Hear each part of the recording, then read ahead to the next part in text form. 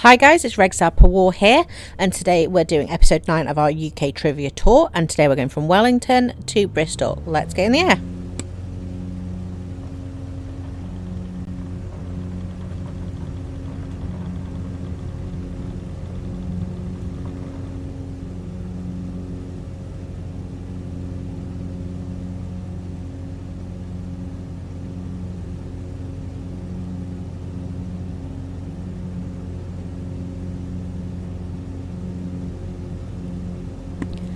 So the first place we're going to go to on this flight is Taunton, which is just ahead of us.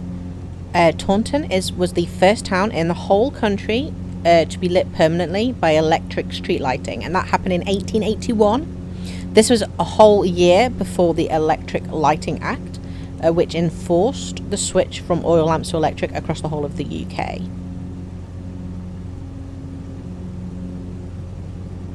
Taunton also gives its name to the Taunton Stop Line, which was a World War II defensive line in the southwest of England, and that it was designed to stop the enemy advancing from the west, particularly with sort of armoured fighting vehicles like tanks.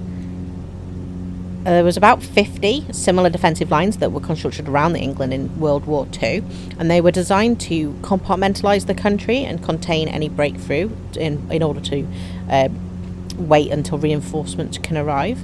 And they used a combination of geographical features and construction to make continuous defences. Now, the longest was the GHQ line,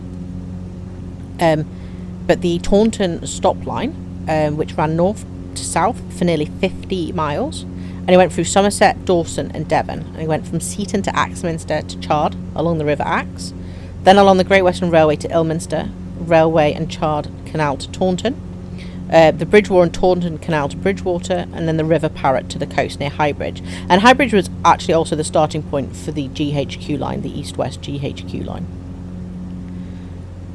So aside from obstacles created by things like canals, rivers, railway embankments, it was also defended by 309 light machine gun pillboxes for sort of Bren guns, 61 medium machine gun emplacements for things like the Vickers machine gun, 21 static anti-tank gun emplacements, which had ex-World War I 6-pound guns in them. But there were also numerous anti-tank obstacles like concrete posts, cubes, pyramids, and the bridges had charge chambers cut into them so that they could be demolished.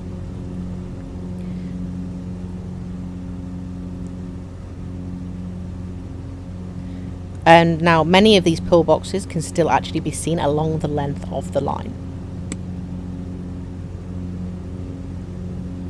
So we talked about Taunton being the first city to be fully electrified, and a local chap called Andrew Cross, who lived in a place called Fine Court, which is between Taunton and Bridgewater, which is where we'll be heading to.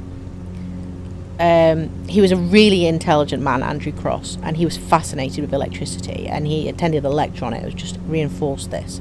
And he actually began experimenting by giving his friends electric shocks. I really would not want to be his friend. He went to Oxford University, and when he graduated, he returned to Fine Court to run the estate, and his obsession with electricity just got worse. And what intrigued him was its presence in sort of the atmosphere, and he wanted to explore this. And so in the grounds of Fine Court, he strung up 1/3 of a mile of copper wire and then connected it to equipment in his house. And then when it was foggy or when there was heavy rain, the thunder and lightning, the voltage would build up, and this conducting equipment in his house would spark and flash, and there'd be bangs, and they would shake the whole house. So no one really knew anything about electricity at this point. And so the locals started getting suspicious and started questioning what he was doing. Maybe he's trying to attract storms. And he got nicknames like Wizard of Broomfield and Thunder and Lightning Man. So at one point he's doing an experiment where he was generating crystals from a piece of volcanic stone by putting in an acid and running electric current through it. And when the electric current ran through it, mites began appearing from the volcanic stone. And he repeated the experiment, and the same thing kept happening. And so he spoke to a local newspaper editor who actually published his findings without his permission. And people people accused him of trying to play God and creating life. And at one point, he gave a lecture on these findings in London. And there are rumours that Mary and Percy Shelley attended. And there is a idea that Mary Shelley was inspired to write Frankenstein following his attendance of this lecture, but this has never been proven.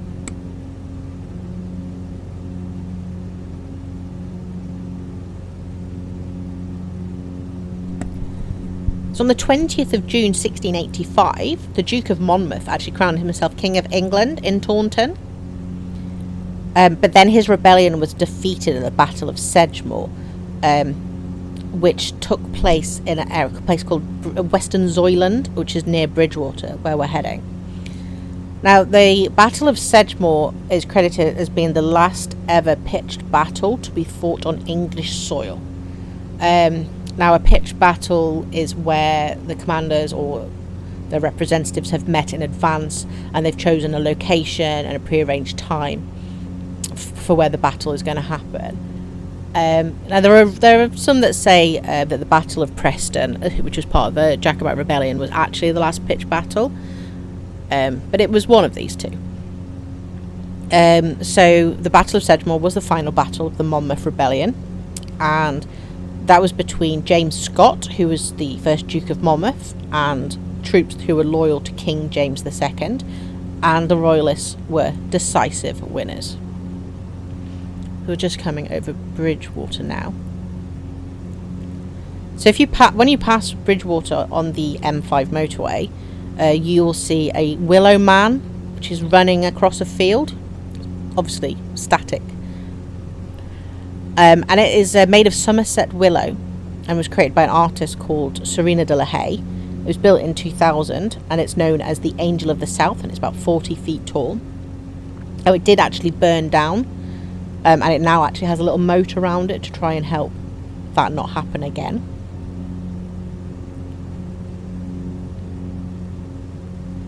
Bridgewater itself was named after William the Conqueror gifted what was then a village and a bridge to one of his closest allies, a Walter of Douai. My pronunciation might be well off. And so the bridge started to be called the Bridge of Walter. And over time, the bridge gave its name to the town that was being created from the village. And the Bridge of Walter turned into Bridgewater.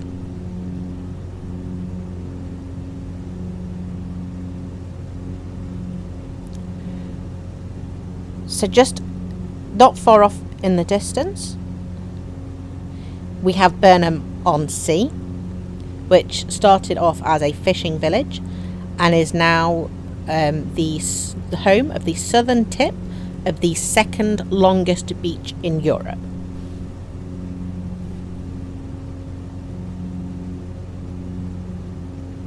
So a 900 foot stone pier was built there in 1858 by the Somerset Central Railway, and not long after a steamer service to Wales was inaugurated, but it wasn't a commercial success and actually ended within sort of 30 years. But the pier is still there and it still retains its railway lines, but it has a surface coating of concrete. So Concrete Pier, which was built in about 1911, is claimed to be the shortest pier in Britain, though some call it a beach pavilion, and it is discounted by many pier experts. That is the first time I've heard of a pier expert also. But in 2008, the Daily Express rated it as amongst the top 5 piers in Britain. So clearly no pier experts writing for the Daily Express. And because of its position near the mouth of the River Parrett, and all the constantly shifting sands of the Bristol Channel, there's a massive risk to shipping in this area, and so Burnham-on-Sea has a history of lighthouses. So the original lighthouse was known as the Round Tower and was built by a local vicar, no one's sure who, and they collected money from the local population to replace a light which was just on top of the church with a 4-storey tower next to it, and it was operated and improved up until about the 1830s, and then a 110-foot pillar, or called high lighthouse, was designed, and that was, the ground floor was about 5 meters in diameter and the top 3 meters, and had a paraffin lamp, and it was then automated in the 1920s. In the sort of the 90s, it was actually sold, renovated for residential use, and I do believe you can now stay there as a holiday let. And there was also a low lighthouse, or lighthouse on legs, or 9 pins, and that was built a couple of years later than the high lighthouse, and it's only 36 feet high, stands on 9 wooden piers, and it's whitewashed with a red vertical stripe on the seaside. And following a period of inactivity, it was recommissioned in 93 when the high lighthouse was deactivated.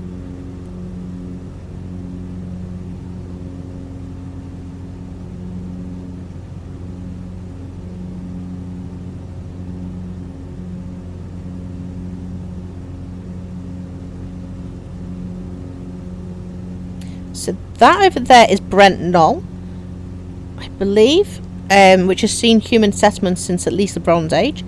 There is an Iron Age fort with multiple ramparts following the contours of the hill.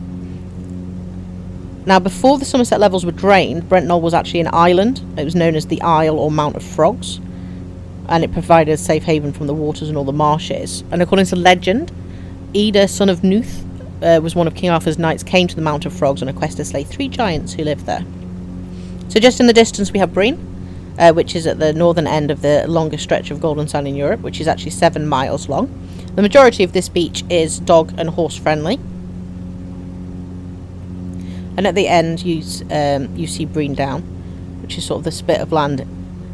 And actually human occupation dates back to the late Bronze Age. A round barrow has been found called Potter's Mound, and you can see it just as you go some steps up, and it's at the top. Now they found remains of a human skeleton when the barrow was excavated, and it suggests that it was an important person. There's also an Iron Age hill fort on the east side, and its banks and ditches can still be seen. And then at the seaward end is Breen Down Fort, which was built in the 1860s to fight the Frenches, and the fort is now a ruin. In the Middle Ages, part of the dam was used to raise rabbits, as they were rare and valuable meat at the time.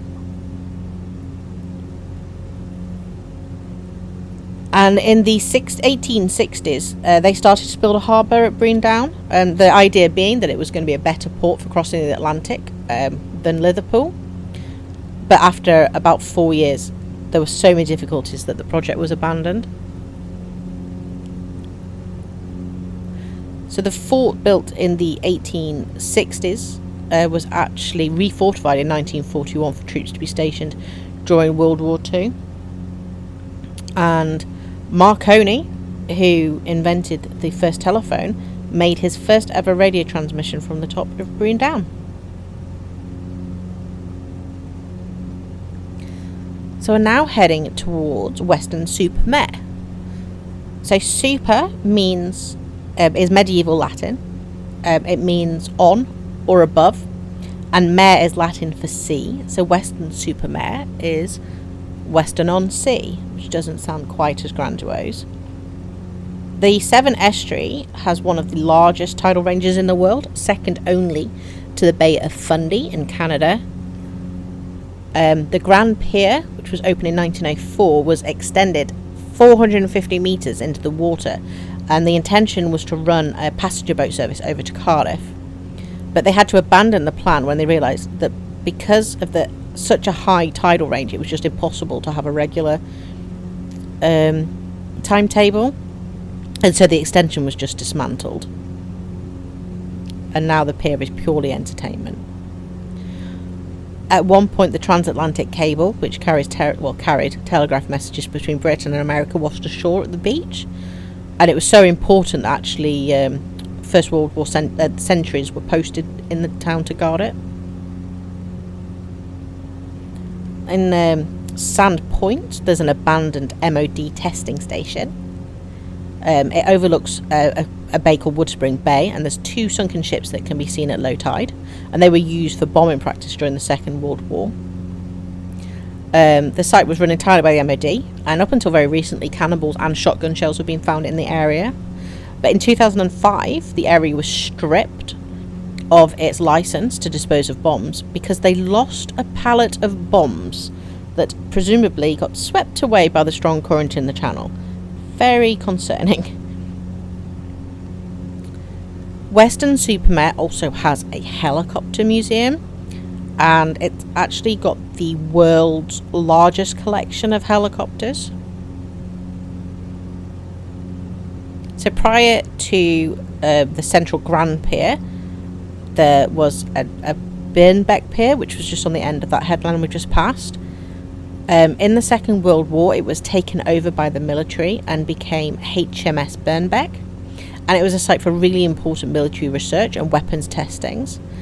Among the scientists based there was Barnes Wallis, who was the inventor of the bouncing bomb. An early test for that weapon, which skips across the water before hitting its target, were carried out at Birnbeck.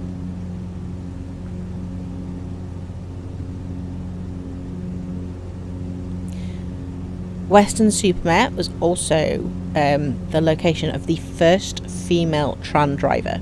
Her name was Beatrice Page, and when all the men were off to fight in the First World War, she was one of the many women that stepped forward to cover their men's jobs while they were off fighting. So in 1914, she got a job on the tramway, and not surprisingly, she was paid less than her previous male counterparts. And then in 1918, when all the men, or what was left of them, came back, she had to give her job back. In 1942, when Weston-super-Mare was decommissioning their tramway and ripping up the tracks, she was invited to drive the last tram in Weston. So she got the last laugh.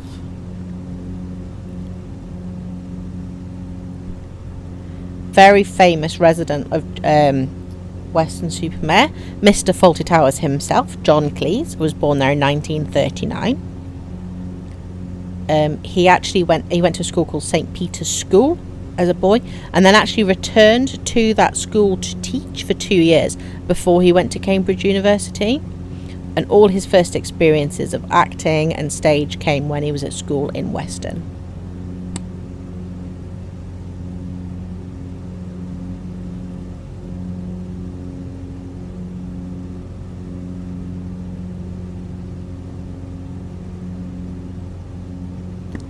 Interestingly, he could have been called John Cheese, but his father, who was born Reginald Cheese, changed his name to Cleese when he joined the army in 1915.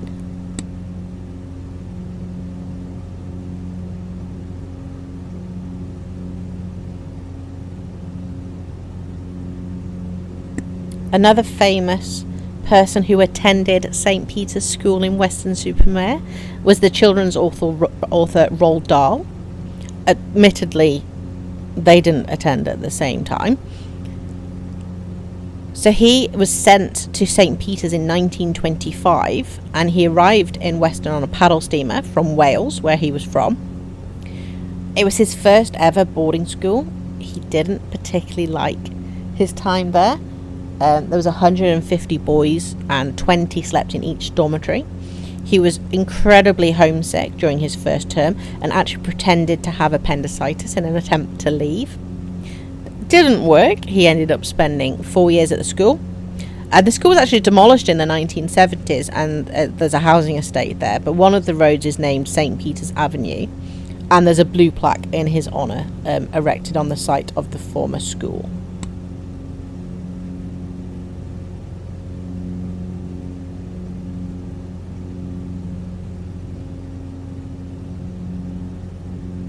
If you just think there's anything else that I've missed or any corrections or anything like that, please do put your comments under the video.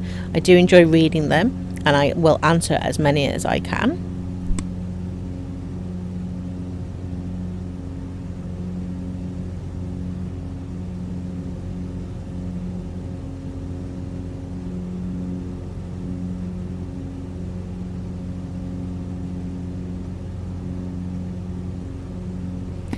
Also, please do follow me on social media. I think I've managed to get my name on every single one. So just search at Regsar Per War and you'll find me on Twitter. You'll find me on Instagram. I'm on Facebook. Please do follow me. We've got a nice, easy landing today. We're going to be landing at Bristol Airport. 500. So this one shouldn't be too bad.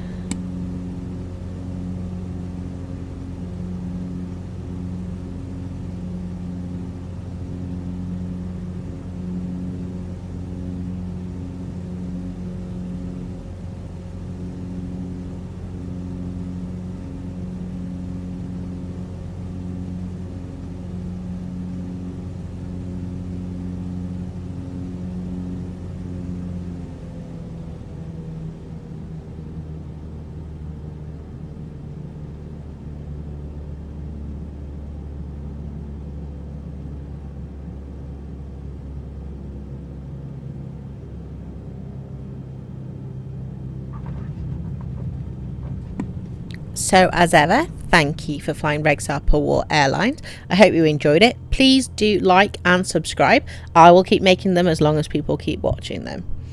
I hope you have a really good day, and I hope I'll see you next time. Goodbye.